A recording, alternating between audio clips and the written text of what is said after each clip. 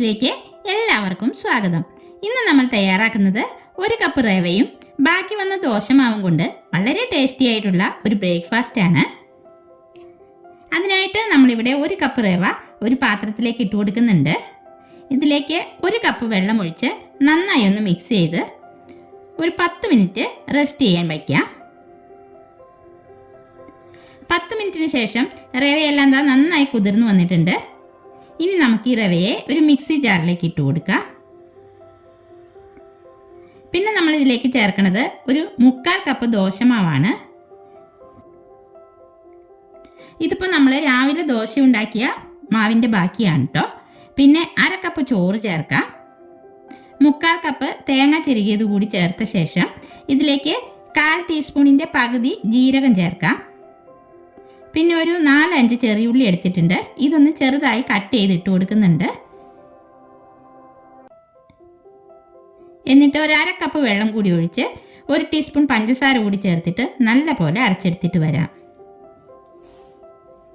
നമ്മളിതിലേക്ക് മൊത്തം 1.5 കപ്പ് വെള്ളമാണ് ചേർക്കണേ കേട്ടോ. അപ്പോൾ ഇതാ നല്ല ഫൈനായിട്ട് നമ്മൾ അരച്ചെടുത്തിട്ടുണ്ട്. ഇനി ഇത് നമുക്കൊരു പാത്രത്തിലേക്ക് ഒഴിച്ചു കൊടുക്കാം. എന്നിട്ടൊരു തവി വെച്ചിട്ട് നന്നായി ഇളക്കിയ ശേഷം ഒരു 6 മണിക്കൂർ റെസ്റ്റ് ചെയ്യാൻ വയ്ക്കാം. ഇതിപ്പോൾ തന്നെ ചുടുകയാണെങ്കിൽ ഒരു 2 നുള്ളു ബേക്കിംഗ് സോഡ ചേർത്ത് കൊടുത്താൽ മതി കേട്ടോ. നമ്മളിത് ഒരു 6 മണിക്കൂർ വച്ചിട്ടാണ് ദോശ ഉണ്ടാക്കുന്നത്. ഇപ്പോൾ ഒരു 6 മണിക്കൂർ ആയിട്ടുണ്ട്. അതിനുശേഷം മാവ് നന്നായിട്ട് ഫെർമെൻ്റായി വന്നിട്ടുണ്ട്. ഇനി നമുക്ക് ഇതിനാവശ്യമായ ഉപ്പ് ചേർത്ത് ഒന്ന് മിക്സാക്കിയ ശേഷം ദോശ ചുട്ടെടുക്കാം. നമ്മളൊരു ദോശച്ചട്ടി അടുപ്പത്ത് വെച്ച് ചൂടായി വന്നിട്ടുണ്ട്. ഇതിലേക്ക് ഒരു തവി മാവ് ഒഴിച്ച് ഒന്ന് ചുറ്റിച്ചു കൊടുക്കാം. ഹോൾസ് വന്ന ശേഷം മൂടി വെച്ച് വേവിച്ചെടുക്കാം. ഞാനിവിടെ ഇതൊന്ന് മറിച്ചുകൂടി ഇട്ട് കൊടുക്കുന്നുണ്ട്. മറിച്ചിട്ടില്ലേലും കുഴപ്പമൊന്നുമില്ല കേട്ടോ. 2 വശവും ഒന്ന് മൊരിഞ്ഞ് കിട്ടാൻ വേണ്ടിയിട്ടാണ് ഞാനിത് മറിച്ചിട്ട് കൊടുക്കുന്നത്.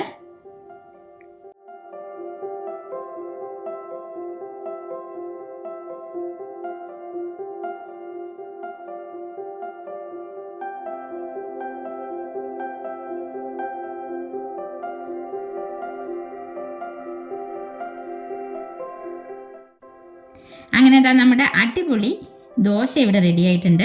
നല്ല സോഫ്റ്റ് ആണ് കേട്ടോ ഇത്. നമുക്കിതൊന്ന് മുറിച്ച് നോക്കാം. ഇതിൻ്റെ കൂടെ കഴിക്കാനായിട്ട് നമ്മളൊരു മുട്ട റോസ്റ്റ് കൂടി ഉണ്ടാക്കുന്നുണ്ട്. മുട്ട റോസ്റ്റ് ഉണ്ടാക്കാനായി ഒരു പാൻ അടുപ്പത്ത് വെച്ച് കൊടുത്തിട്ടുണ്ട്. ചൂടായ പാനിലേക്ക് വെളിച്ചെണ്ണ ഒഴിച്ച് ഇതിലേക്ക് 1/2 ടീസ്പൂൺ പെരിഞ്ജീരകം ചേർത്ത് കൊടുക്കാം. പെരിഞ്ജീരകം ഒന്ന് പൊട്ടി വരുമ്പോൾ 1 ടീസ്പൂൺ ഇഞ്ചി വെളുത്തുള്ളി അരിഞ്ഞത് ചേർക്കാം. നല്ല കനം കുറച്ച് അരിഞ്ഞെടുത്തതാണ് കേട്ടോ. ഇതൊന്ന് മൂത്ത് വരുമ്പോൾ 3-4 പച്ചമുളക് അരിഞ്ഞതും മീഡിയം സൈസിലുള്ള 3 സവാള കനം കുറച്ച് അരിഞ്ഞതും കൂടി ചേർത്ത് നന്നായി ഇളക്കി യോജിപ്പിക്കാം. സവാളയ്ക്ക് ആവശ്യമായ ഉപ്പ് ചേർക്കാം. 2 തണ്ട് വേപ്പില കൂടി ചേർത്ത് നല്ലപോലെ വഴറ്റിയെടുക്കാം.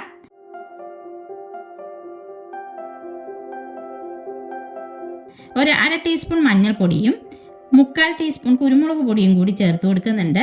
എന്നിട്ട് നമുക്കിതൊന്ന് മൂടി വെച്ച് കൊടുക്കാം.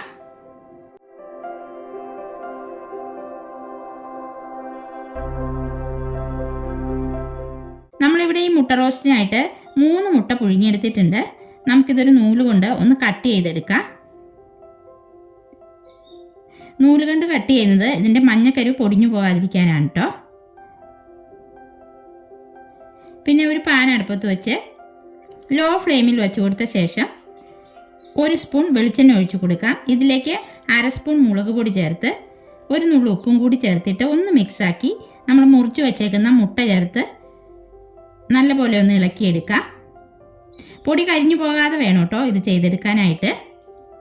അപ്പോൾ അത് മുട്ട റെഡി ആയിട്ടുണ്ട്. നമുക്ക് ഫ്ലെയിം ഓഫ് ചെയ്ത് മാറ്റി വയ്ക്കാം. നമ്മുടെ സവാളയെല്ലാം നന്നായി വഴഞ്ഞു വന്നിട്ടുണ്ട്. ഈ സമയം ഇതിലേക്ക് ഒരു തക്കാളി അരച്ചത് ചേർത്ത് കൊടുക്കാം. എന്നിട്ടൊന്ന് നന്നായി മിക്സാക്കി കൊടുക്കുന്നുണ്ട്. തക്കാളി വഴഞ്ഞു വന്ന ശേഷമാണ് നമ്മളിതിലേക്ക് മസാല ചേർത്ത് കൊടുക്കുന്നുള്ളൂ കേട്ടോ. 1/4 ടീസ്പൂൺ മുളക് പൊടിയും 1 ടീസ്പൂൺ മല്ലിപ്പൊടിയും 1/4 ടീസ്പൂൺ ഗരം മസാലയും 1/2 ടീസ്പൂൺ കാശ്മീരി ചില്ലിയും കൂടി ചേർത്ത് നല്ലപോലെ പൊടിയുടെ എല്ലാം പച്ചമണം മാറി വരുന്നവരെ ഇളക്കി കൊടുക്കാം. ശേഷം ഇതിലേക്ക് 1/2 കപ്പ് ചൂടുവെള്ളം ഒഴിച്ച് ഒരു 2 മിനിറ്റ് കൂടി കുക്ക് ചെയ്തെടുക്കണം. ഇത്തിരി ഉപ്പ് കുറവാണ്, 2 നുള്ളു ഉപ്പ് കൂടി ചേർക്കാം. എണ്ണയെല്ലാം തെളിഞ്ഞു വരുമ്പോൾ മുട്ട ചേർത്ത് നന്നായി മിക്സാക്കി ഒന്ന് മൂടി വെച്ച് കൊടുക്കാം.